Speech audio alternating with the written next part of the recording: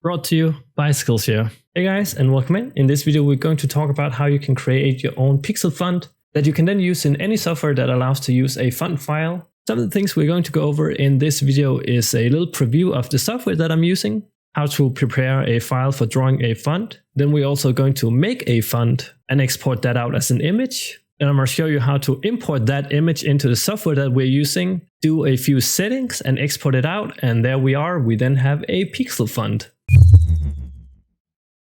So the first thing I want to mention here about the tool that I'm using is that it's all web-based, which means you can just do it on your browser. Secondly, I don't want to go too much into details about it yet, because I want to make a font first and help you set up a font that we can then export into the tool here. So let's do that. All right, so you can see here, I already have a font that I made earlier, but I'm going to help you set up a completely new file so you can draw a font from scratch. I'm going to go into this as you don't even know how you want your font to look yet, and we are going to experiment and figure out how we can find the size that we want to make and set up the whole file. Now I'll be using a sprite with my own personal theme on it, but you can really use any art software that allows you to draw in pixels. Now what I like to do when I have to come up with something and I don't even know how I want it to look yet is that I just create a new file and make it fairly big. So let's make this one 200 pixels times 200 pixels.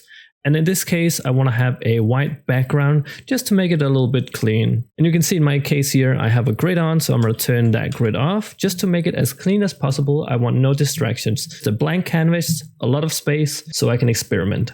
And I'm just going to try and draw a few different letters. So I usually try to do one of the more white letters, just because you want to make sure that the length of the widest letter that you make can fit in there. So here I'm just kind of experimenting. I don't really have any ideas, just kind of trying different things out and, doing them in different styles so I can kind of come up with something that might look interesting to me. And then once we have something that we like, we can then turn that into a pixel font.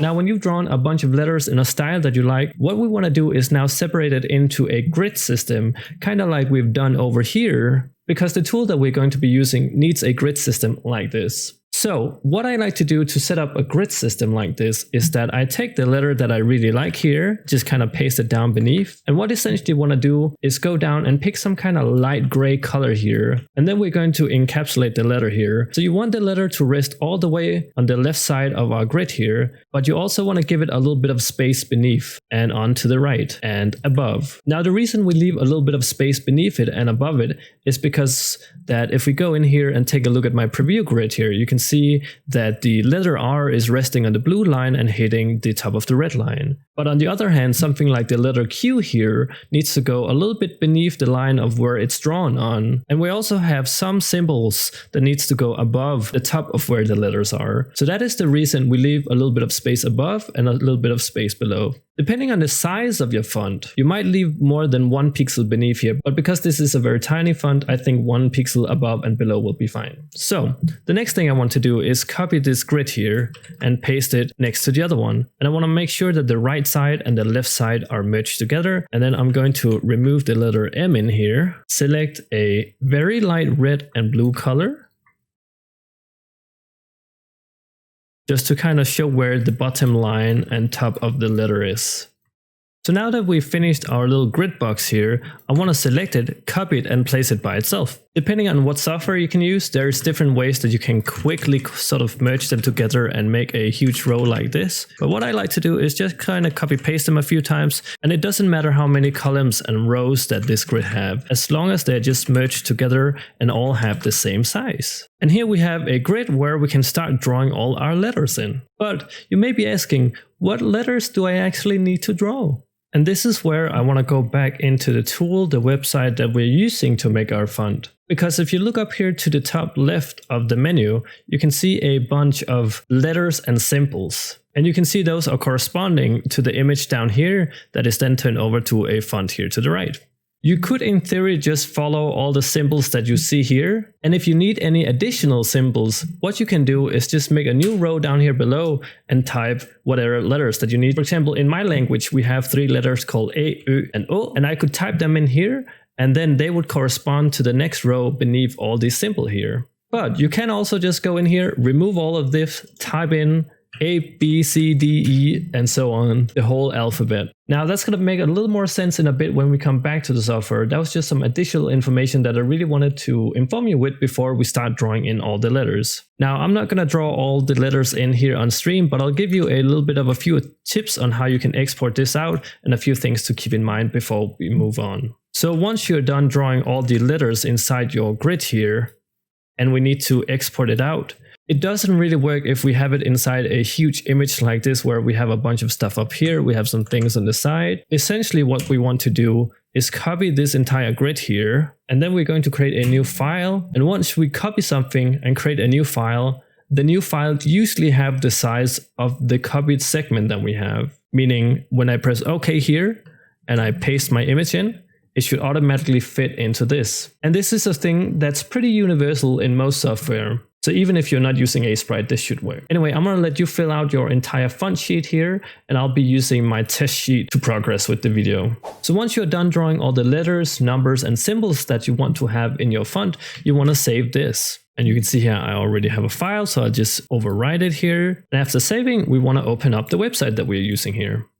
So once we are at the website here, at the top of the screen, there should be a button called Pick Image. And then we just select the font that we drew earlier and import it in. So we imported the image and things are starting to look a little bit weird. This is where we want to set up all the settings so that it fits to our image that we made. Over here to the right, you can see a preview of the font in action. If I zoom in here, you can see this is the image that we imported. And as I'm hovering my mouse over, it's showing these sort of shapes. You can see that's representing the letters that we have up here. So essentially what I want to do now is go up here and type in all my letters that I have here. So A, B, C, D.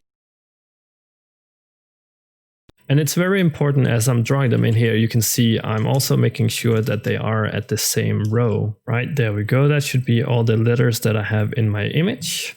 And you can see I have some free space down here. That's completely fine. You don't have to fill out the entire sheet. You can leave some empty space if you want to. I want to make this little box here fit exactly with my image. So if I zoom in here and look closely, you can see it's definitely not the right size. And the way we can change the size of this box here is by using these parameters over here. So you can see here, if I scale up my width of the box here, it should fit inside here. And the height, I want to take that down 1, it seems. And now it seems like it's fitting. Now you can see over here in the preview, it still looks a little bit weird. And that's because the font that I made only have capital letters. So you want to make sure that you make both the capital letters and non-capital letters. So we can actually write something over here. So let me try and write something like, hello, how are you? And this is just my little preview font. And you can see it seems to work now. Now we made sure that the tool here are reading our image properly, but there are just a few more things that we want to do. If you look up here to the left, you can see we have a few more tabs.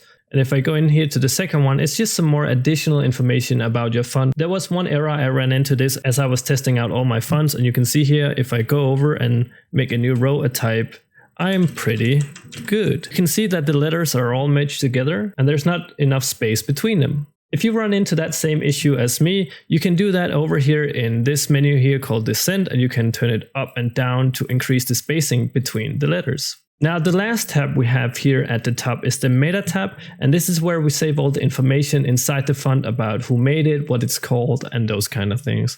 So you just want to go and fill these out. Now in this case, I'm going to call this one for Rebby's handwriting, and the author would be Mort. And I'll call this one for 0.1 because it's not finished yet. I still have a few things that I want to do with it. A description would be a cute little pixel font. And if you want a certain license or permission for the font, you can fill that in here. And my website would be www.mortmort.net. And there we go. Now we have essentially done all the things that we need to do a font. And the last thing we need to do is export it out. And we do that by clicking the button up here to the top right called Save TTF. And you simply save it where you want to save it on your desktop. Now, I do want to mention one thing. If you do plan on upgrading your font with more symbols and letters later on, I would highly recommend using this export button up here and save the JSON files along with the font.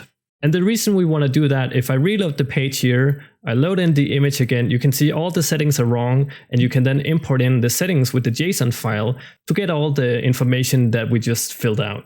And this will make it a lot easier if you want to expand on your fund again. Anyway, thank you so much for watching today's video, guys. I hope it was informative for you and you learned a few things about how to making a pixel fund. Now, if you want to share anything you make with me, feel free to tweet it at me. There is a link to that in the description, along with my other social medias such as Instagram, Discord, and also my Twitch where I stream almost daily. Although on Twitch it can be a little bit of a too wild of a ride for some people. So I'm not sure you're ready for it. But lastly, I want to give a big thanks to this video sponsor, Skillshare. Skillshare is an amazing online learning hub with over 30,000 courses for creative and curious people. You can find courses on anything from illustration, drawing, videography, even game development and business. So it's a great place to get started learning some new skills and improve your existing ones. Now, I really suggest a course by Simon Chances over on Skillshare, where he goes into details on how to create a cool particle explosion effect that you can then use for your games. He takes his time and really explain the process that he goes through to create this cool effect. I mean, honestly, you can never learn and improve enough. And the great thing is you can do all that today without spending a single coin. If you use my link in the description, the first 1,000 people will get 2 months for free with unlimited access to all the Skillshare courses. So that should give you plenty of time to really soak in that everything Skillshare have to offer. So what are you waiting for? Check out Skillshare today and level up your game. So that's really going to be all for this video. Thank you so much for watching, everybody. If you like what you saw, make sure to give the video a like. If you want to see more content like this, make sure to subscribe. And if you want to find any additional information, check out the description or the top pinned comment. With that said, I'll see you in the next video. Bye!